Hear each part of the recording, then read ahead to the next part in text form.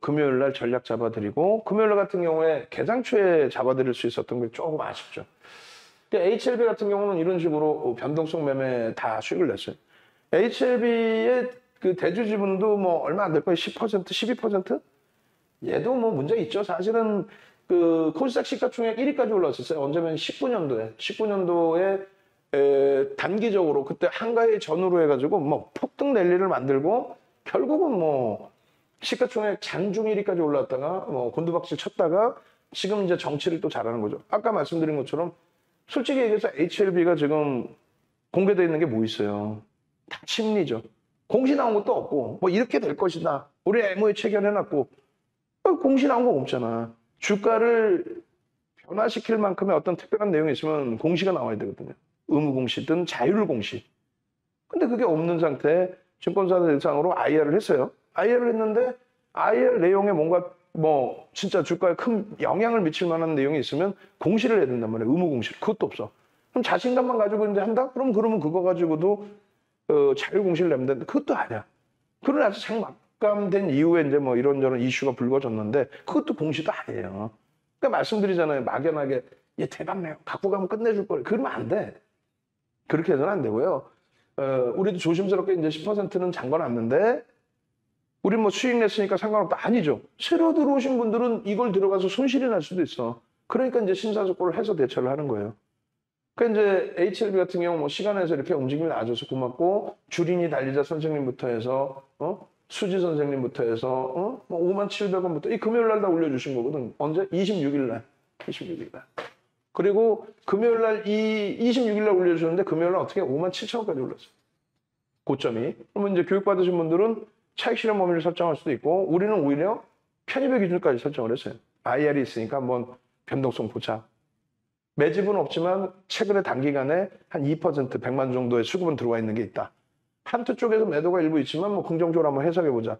그러면서 많은 분들이 실제 매매를 하셨고 들여다보셨고 뭐 가격대도 이제 뭐 낮으신 분들은 43,000원대부터도 있고 왜냐면 그 이전도 있겠지만 우리는 뭐 들어간 게 제한적으로 1,300만 주 거래량에 8월 19일 날부터도 다 들여다봤던 동영상 다 잡아드렸고 8월 24일, 8월 23일, 8월 24일, 8월 25, 26, 27일까지 계속해서 이제 중간에 한번 눌림폭이 있어 차익 실현했고 계속 강세죠 지금. 여기 보시면 46,950원 12%. 이거 오픈해드리기 전에 우리는 조금 더 밑에 잡은 내용들이 있겠죠. 좀 이따 이제 문자가 나올 거예요.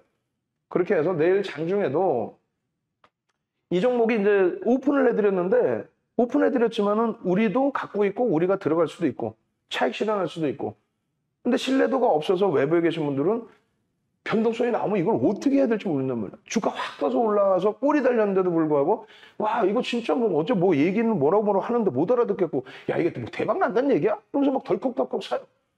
우린 차익 실현하고 있을 수도 있는데 어떤 조건에 프로그램에 매도가 나온다든가 갭상승 위에 유지를 못하고 미끄러져 떨어져 내린다든가 여기 보시면 43,000원에 이렇게 50%씩 갖고 계시면 이건 아니야.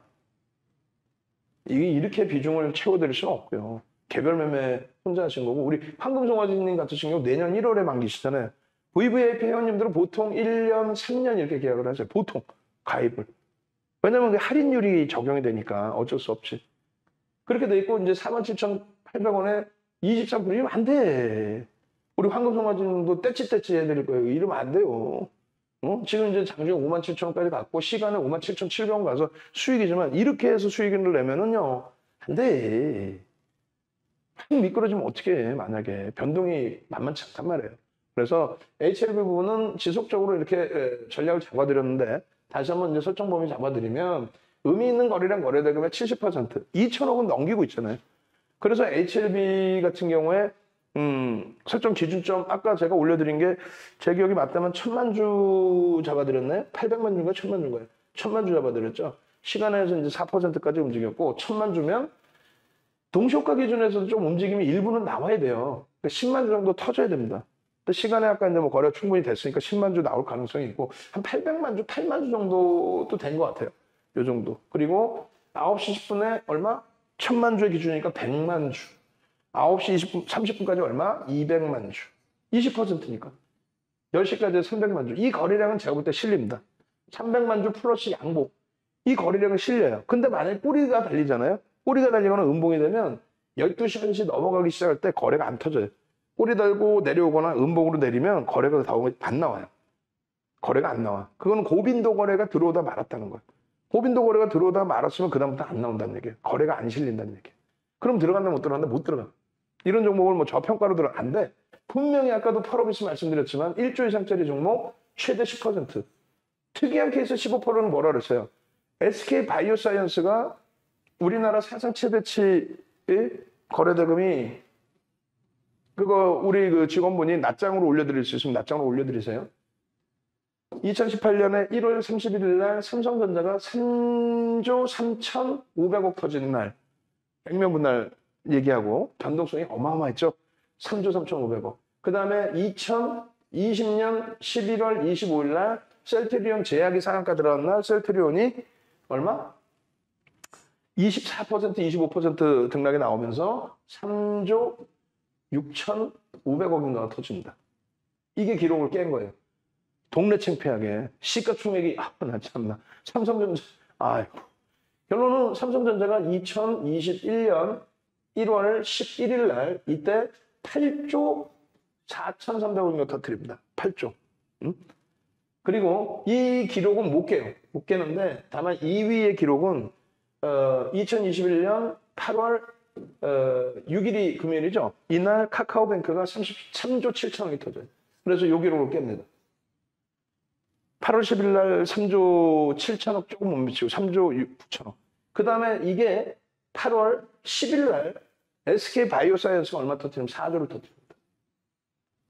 그리고 17일 날 SK 바이오사이언스가 3조 9천억을 터뜨립니다. 무슨 얘기냐면은 이 정도의 규모가 2020년 1월 2일 날 유가증권 시장 거래대금 4조 6천억이고요.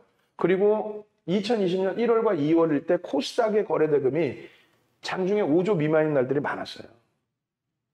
결론은 5조 미만인 날들도 있는데 한 종목이 삼성전자 8조 4천억도 그렇지만 3조 3천억, 3조 6천억, 4조 3조 7천억 아주 특이한 케이스란 말이에요. 아니 이게 종가에 끝나서 종가에 확 거래되겠어? 아니지. 개당초부터 무지하게 터지는데 터지고 음봉이면 거래 둔화돼요. 둔화되죠. 그럼 안 실려. 그런데 계속 고점을 넘기면서 결국은 이날 카카오뱅크 상한가, 그 다음에 3조 6천억 터지면서 25% 추가. 그렇게 되면서 43조까지 올라. 시가총액 9위. 마찬가지로 8월 10일 날 4조 터트린 SK바이오사이언스가 얼마? 상한가. 그 다음에 25%. 시가총액 25조까지 올라와요. 8월 한 달에만 100% 이상 올라요. 8월 한 달에만 12조, 11조, 12조 하던 애가 25조를 넘겨버려요. 그리고 꼬리 달리면 어떻게 해요? 전량차익 실현인 거지. 그럼 HLB를 공격적으로 들어갈 수 있는 기준은 또 15%까지 따라붙을 수 있는 기준은 거래대금이 당일 기준에 개장 초부터 허벌나게 터져야 돼. 막 5위 안에 들어가 있고 2위, 1위 막 프로그램 막 미친 듯이 들어가 있고 그리고 거래대금이 만약에 예를 들어서 HLB든 뭐든 거래대금이 막 1조, 2조씩 터져. 마감 때까지 한 2조 터질 것 같아. 그럼 뭐 매수죠. 거래는 터지면서 양봉이면. 넥사이언스는 1조가 이제 막 넘었기 때문에 걔가 1조, 2조 터지면 그건 부담이 돼요. HLB도 부담이 되지만 걔는 5조 이상짜리야. 그나마 거래되고 그러면 좀 낫다는 거예요. 거기에 SK 바이오사이언스는 그게 또 오히려 낫다는 거예요. 20조 이상짜리 크래프톤. 어디 막 진짜 쓰레기 같은 종목군들 채널 돌려갖고 방송에서 지금도 방송 돌려보세요. 뭐 한국경제TV든 MBN이든 한국경제TV는 그나마 좀 낫지.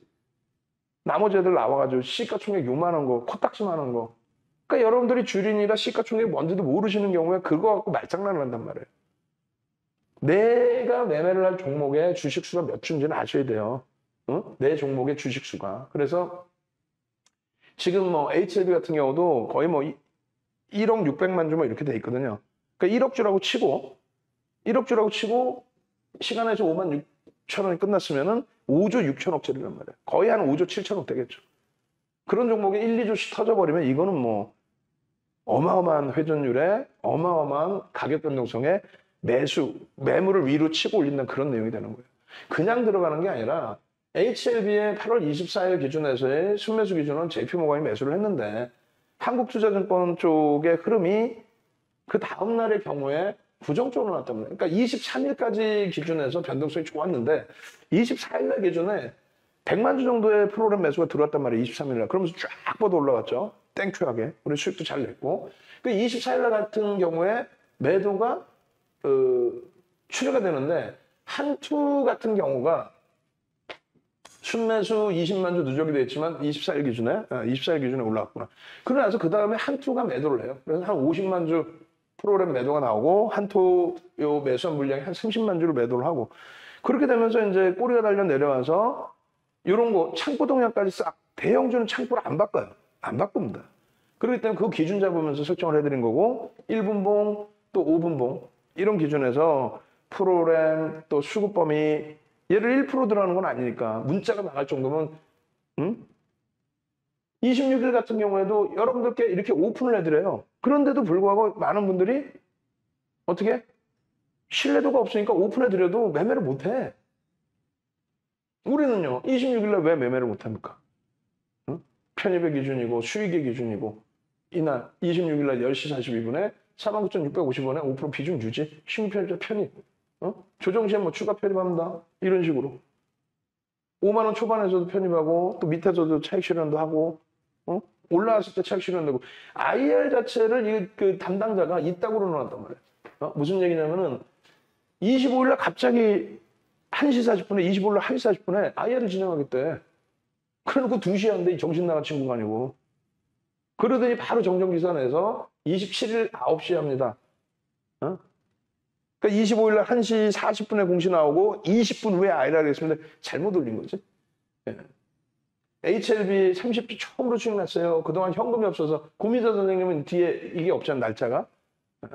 유료 고객이 아니신 상태죠. 그런데도 무료방에서 감사합니다. 현금이 없어서 못했는데 HLB 그래서 30주 사서 수익 났어요. 오케이. 매매 기준 잡아드리는 대로 대처하시면 돼요.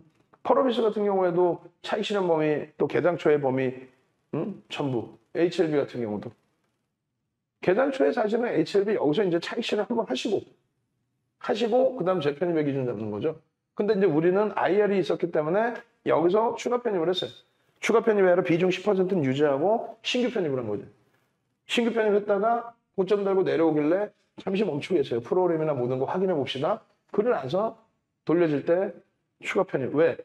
프로그램이 한 30만 주대 매도 우위에서 급격히 되돌려서 한 20만 주 정도가 매수로 들어오면서 10만 주대로 프로그램 매도가. 그렇게 되면 돌리는 흐름이라서 그렇다면은 거래량 실리고 돌리는 흐름은 아니지만 우리는 편입의 기준을 잡겠다. 왜? 교육용의 거래대금 설정에서 들여다보는 거는 뭐 단기 뭐 1%가 될 수도 있고 SK바이오사이언스는 뭐 10%가 될 수도 있고 카카오뱅크 어마어마한 거래대금에서는 30%까지도 실어 갑니다. 주력으로 분할 매수해서. 그런데 이제 뭐 예를 들어서 HLB 같은 경우를 우리가 모르는 종목에 단기 교육용입니다. 그 기준이 아니라 알고 있고 단기 수급이 어떻게 돼 있고 회사에서 지금 IR을 어떤 식으로 진행을 하고 있고 뭐 그런 내용을 좀 알고 있기 때문에 그렇다면 편입 비중을 잡아갑니다의 기준을 설정을 해드린 거죠. 그렇게 해서 이제 이 부분은 무상증자에 대한 이제 권리락, 무중 권리락 부분이 되는데 그 이후에 이제 흐름에서 거래대금을 수반해서 들고 있기 때문에 저런 부분들을 긍정적으로 좀 추세를 본다는 거예요. 근데 속내는 나죠, 속내는. 무중 물량에 대한 뭐 털기 위한 건지 속내는 나는데 어찌됐건.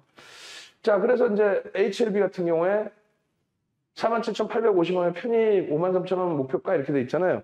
근데 실질적으로 이제 43,000원대부터 라이브 방송에서는 좀 더 저점에서 그런데 라이브 방송을 하다가 문자가 이제 나가고 독수리다 보니까 문자를 이렇게 다 쓰다 보면은 변동이 좀 나오고 그러니까 원래 뭐 45,000원에 편입하고 있는데 올라가 뭐 편입할 수 있습니다. 라이브 방송 뭐 지금 편입했으면 편입하신 거고 문자 나갑니다. 뭐 일부러 늦게 나가는 게 아니고 그리고 이제 목표가 그 이상의 범위를 보고 있으니까 상관없다는 거죠.